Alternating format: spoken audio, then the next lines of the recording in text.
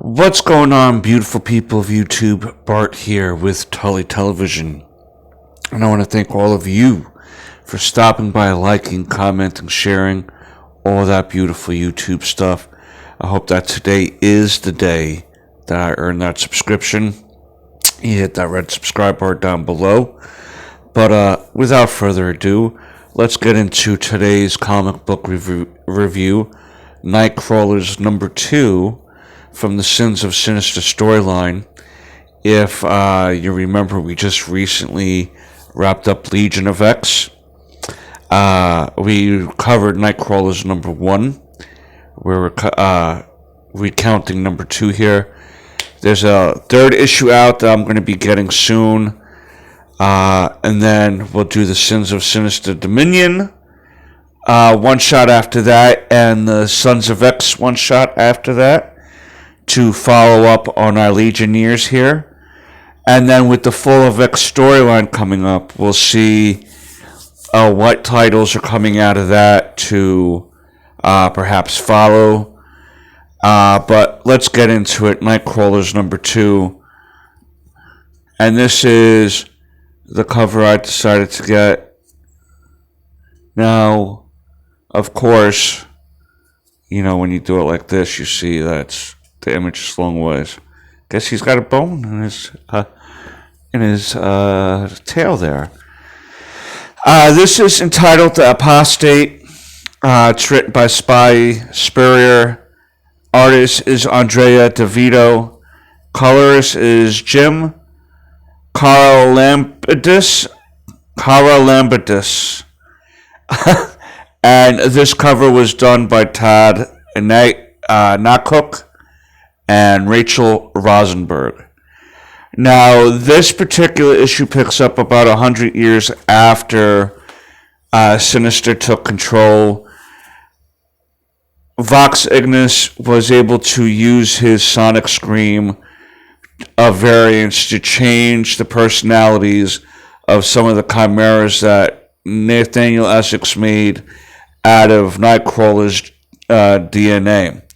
He would combine that DNA with Wolverine, Peter Parker, and other heroes to create whole new mutants. For instance, the Peter Parker Nightcrawler combo was called Wallcrawler, and the Wolverine and Nightcrawler combination was called Wagnerine. And some of these Sinister chimeras, after they're changed, can still get the programming of Sinister to overtake them to act sinister, and some don't. Wallcrawler was one of these chimeras that were able to start hearing Sinister's voice again after changing, and he tried to attempt to take down Fortress, and he wound up dying in the process because he wanted his death to mean something.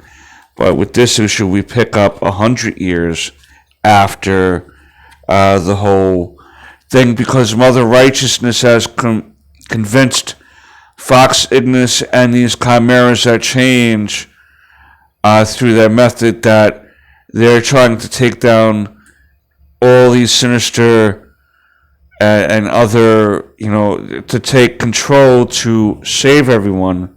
But that's not really what it is.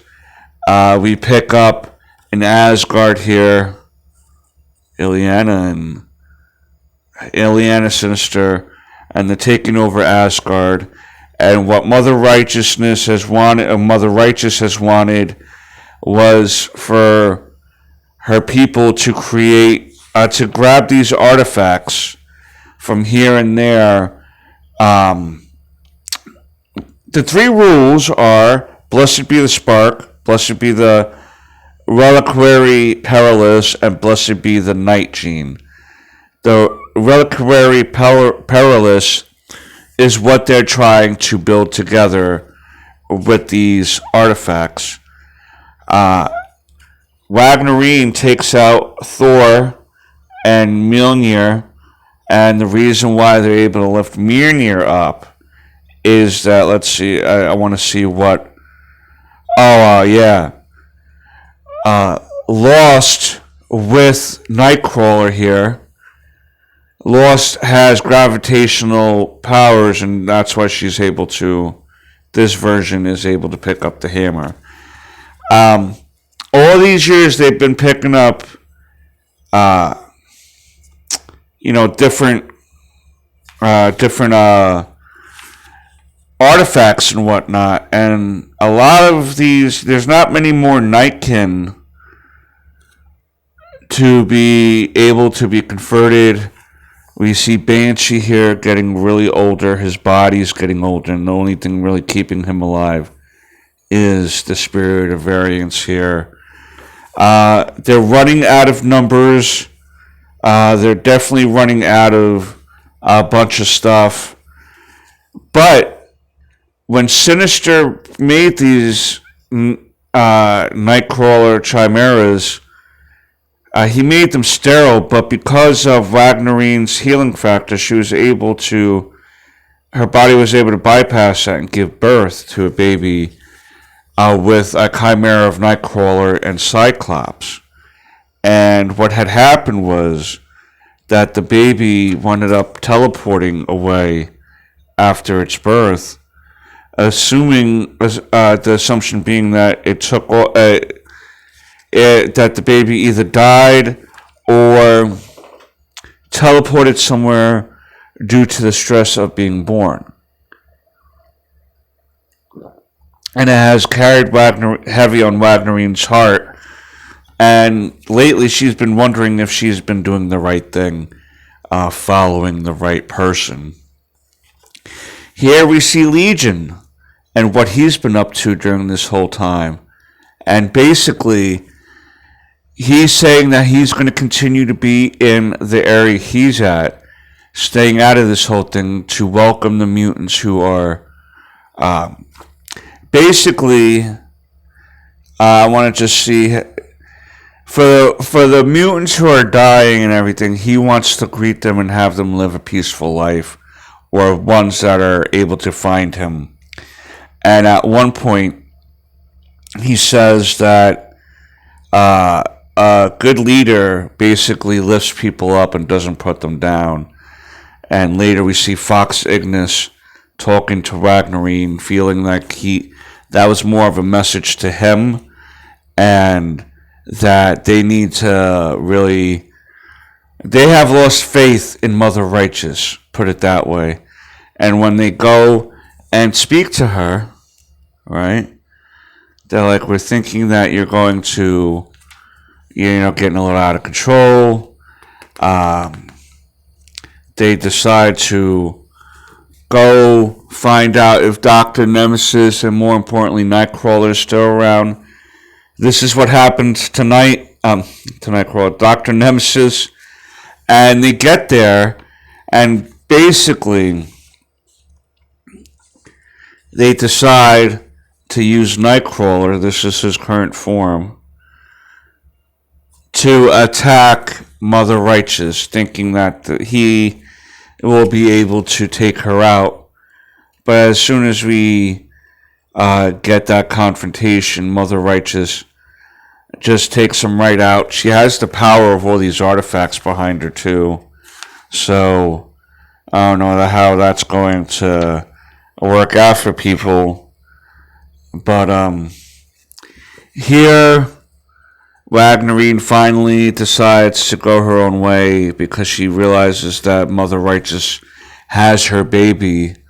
At this point they found out that Mother Righteous has the baby. And Wagnerine wants to go attack her. She was defeated. And now is going to go on a quest of revenge.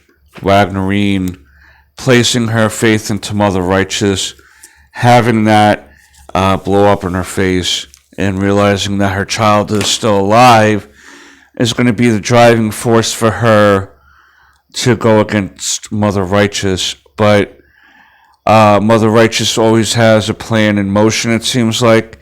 And we still have to determine if she's going to be the one to gain dominion out of the Essexes that are left. And we'll see how this all ends up for our Legionnaires, how it winds up for our new friend Wagnerine there.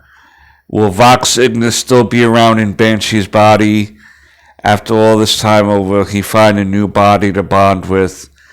Will the Spirit of Vengeance bond with Wagnerine if Banshee was to pass away?